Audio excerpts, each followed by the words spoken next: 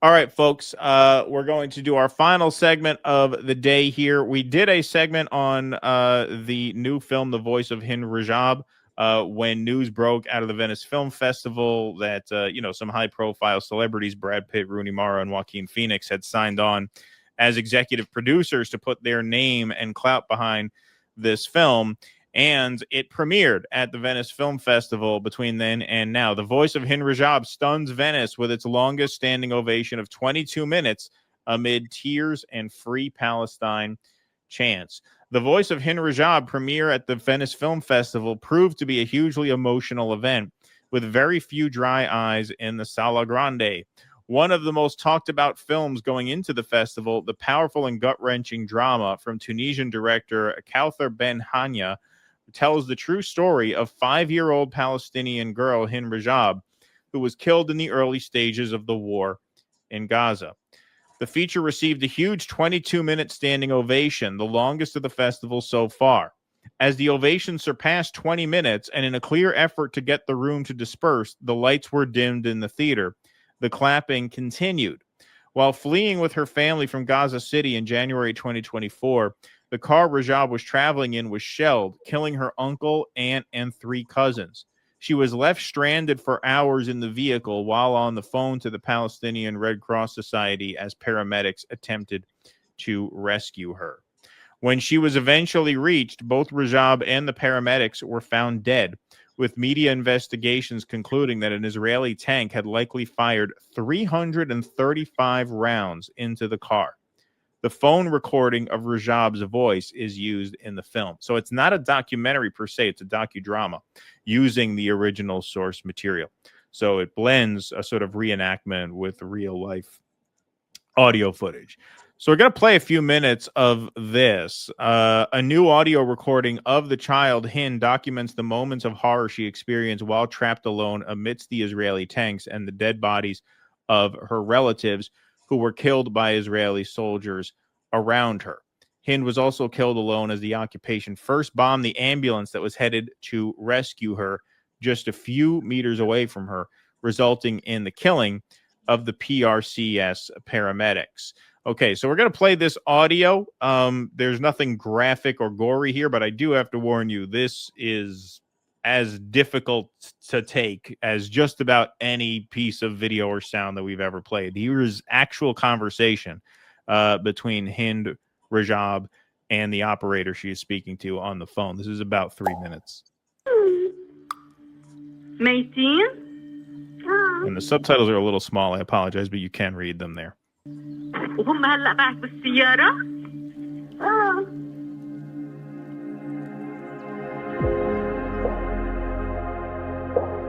There's the car. انت هلا وين متخبية هلا؟ وين انت هلا محمية؟ بالسيارة. جوا السيارة انت صح؟ مش برا السيارة. صح. طيب خليكي يا عمري بالسيارة، أنا رح أتمني فاتح الخط معاكي، أتمني أحكي معك، ما بدي أسكر التليفون، تمام؟ الدبابة جنبية. الدبابة وين؟ جنبية. الدبابة جنبكم؟ ما عم تتحرك ولا واقف؟ نزل حدا منها؟ هي بتتحرك. تتحرك؟ طيب هي بتتحرك جنب السيارة ولا هي جاي من ورا السيارة أو من قدام السيارة؟ من قدام السيارة. هي جاية عليكي من قدام السيارة الدبابة؟ قريب كتير؟ كتير. وعم تمشي؟ طيب ما بدنا نخاف. نحكي معي. أنا معك يا عمري، أنا معك، أنا معك ليجي حدا ياخدك، ما بدي أسيبك لحالك. لما يجي حدا بتفصل طيب؟ إيه؟ لما يجي حدا يكون بتفصلي. لا أنا بدي أتمني معاكي لأطمن إنه حدا هلال أو حدا جاي ياخدك.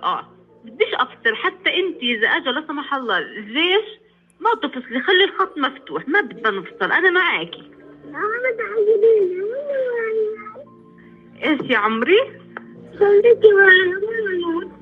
يا حبيبتي يا عمري والله معك، هيني انا مش تاركك، بحكي معاكي، ما بدي اصلا اتركك.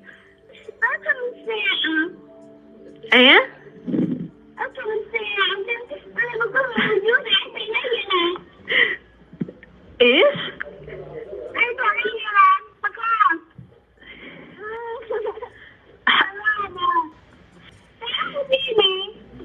حبيبتي والله لو بايدي لاجيكي نحكي يا الله. يا رب احمينا.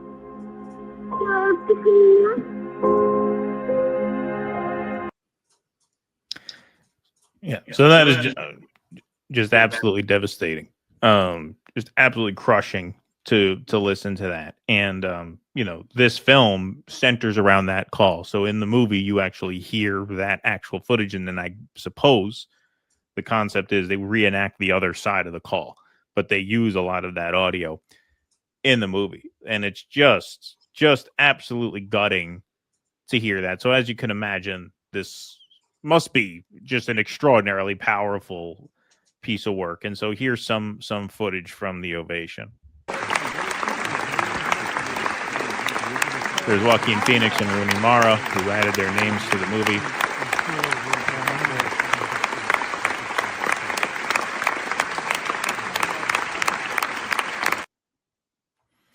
And here you have the Palestinian flag waved at the, ovation during the applause with the Free Palestine chants.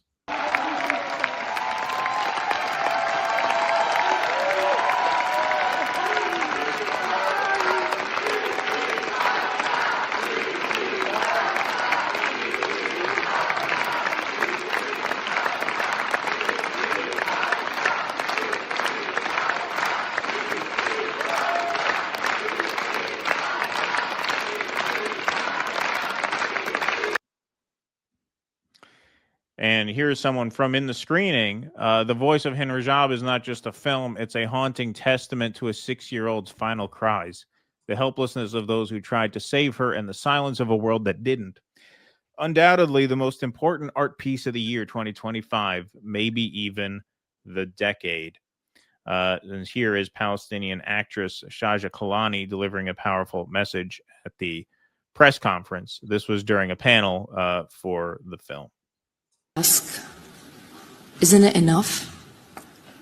Enough of the mass killing, the starvation, the dehumanization, the destruction, the ongoing occupation. The voice of Hind Rajab does not need our defense. This film is not an opinion or a fantasy. It is anchored in truth. Hind's story carries the weight of an entire people. Her voice is one amongst tens of thousands of children that were killed in Gaza in the last 2 years alone. It is the voice of every daughter and every son with the right to live, to dream, to exist in dignity, yet all of it was stolen in front of unblinking eyes. And these are only the voices we know. Behind every number is a story that never got to be told. Hind's story is about a child crying out, "Save me." And the real question is, how have we let a child beg for life? No one can live in peace while even one child is forced to plead for survival. Let Hind Rajab's voice echo around the world. Let it remind you of the silence that has been built around Gaza. Let it name the genocide that silence protects.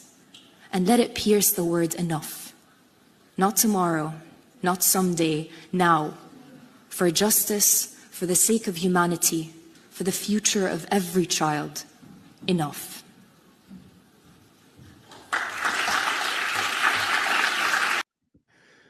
So obviously just extraordinarily powerful. To hear that audio is just absolutely crushing, and to see the response of this film. We did a full segment about the Venice Film Festival. It really was taken over by pro-Palestine sentiment, protesters, marchers, largely because the fact that this film is there. And, you do want to, shout out, obviously, the filmmakers, and also, the fact that you got people like Joaquin Phoenix and Brad Pitt putting their name on it does make a big difference because it is going to help get it out there. The movie No Other Land won the fucking Oscar and it still couldn't get any distribution. And so those celebrity endorsements do go a long way towards getting the project out there in front of as many people as possible.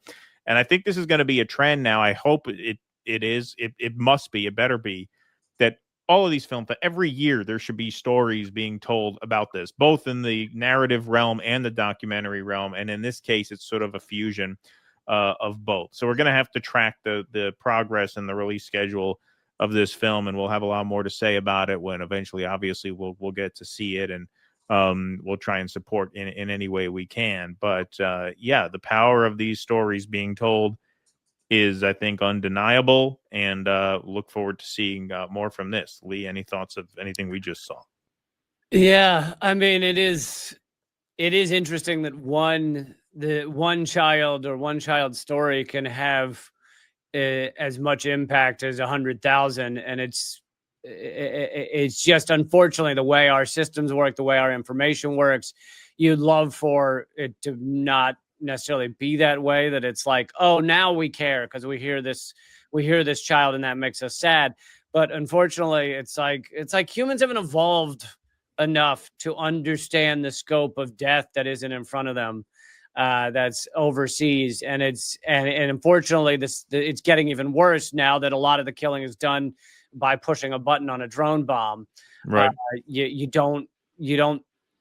A lot of these soldiers and things don't feel the death that they're creating as they're told to do these things.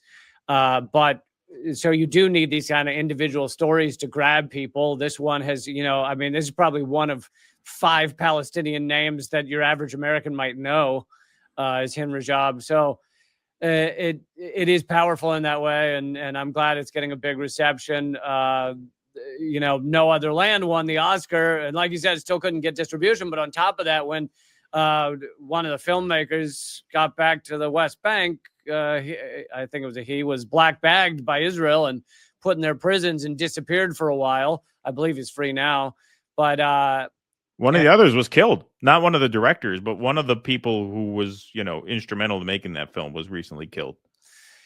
Yeah, and when the other one was missing, Israel had kidnapped him, because everyone needs to remember Israel has at least 10,000, maybe more like 13,000 hostages, Palestinian hostages at all times, that don't seem to get talked about as much as other hostages. But during that time when he was missing, the Academy, even though this thing had won an Oscar, wouldn't put out a statement about, hey, maybe don't black bag our filmmakers, and some filmmakers, filmmakers and actors and things were calling attention to the Academy to fucking put out a public statement. One of them was my brother, who was nominated for an Oscar for an animated film. And ultimately they finally said something about this, filmmaker that had been disappeared. It was how bad's it got to get for you to be willing to just put out a fucking tweet? It's amazing. Yeah, it really is. It really is. I mean, and this is what is also kind of striking about seeing these films, being received so well, both on the festival circuit and obviously at the Oscars, is that, I mean, Hollywood, is, first of all, just in terms of their orientation, very pro-Israel as a rule. And a lot of show business people who are not pro-Israel, or who, have a dissenting view, are too cowardly to make those views known because of fear of retribution within the industry. And so, unfortunately, it takes a lot to get moments like that to happen. And I think it is indicative of a certain sea change that you're starting to see that, and it's imperative that we see it more and more, year after year after year, because the power is undeniable. So Marshall Schaefer says, review to come, but I have never witnessed sustained applause at a Venice press conference, at a Venice press screening, like I did at The Voice of Hind Rajab this morning. I would be shocked if it does not deservedly win the Golden Lion or another major prize at Venice Film Festival. That's another thing, you know, now with the advent of streaming and the sort of broader distribution of films and stuff, these festivals are not what they used to be in terms of like carrying the kind of weight that they did within the industry like 20 years ago, where you basically had to get into one of these festivals in order to get the movie seen. But Venice is one of a small handful of festivals that still seems to matter, like Cannes, like Sundance, right? And so, you know, if this does win that award, I think it will get it out there more. And yeah, I mean, you know, Lee, you're a stand-up comic, you're an artist, you know, art is important in communicating these stories. You can communicate points through art that sometimes you can't through politics to certain people, because certain people don't want to sit and watch a presidential debate, but they'll go watch a movie and they'll be moved in that way. Yeah, very true. Please clap.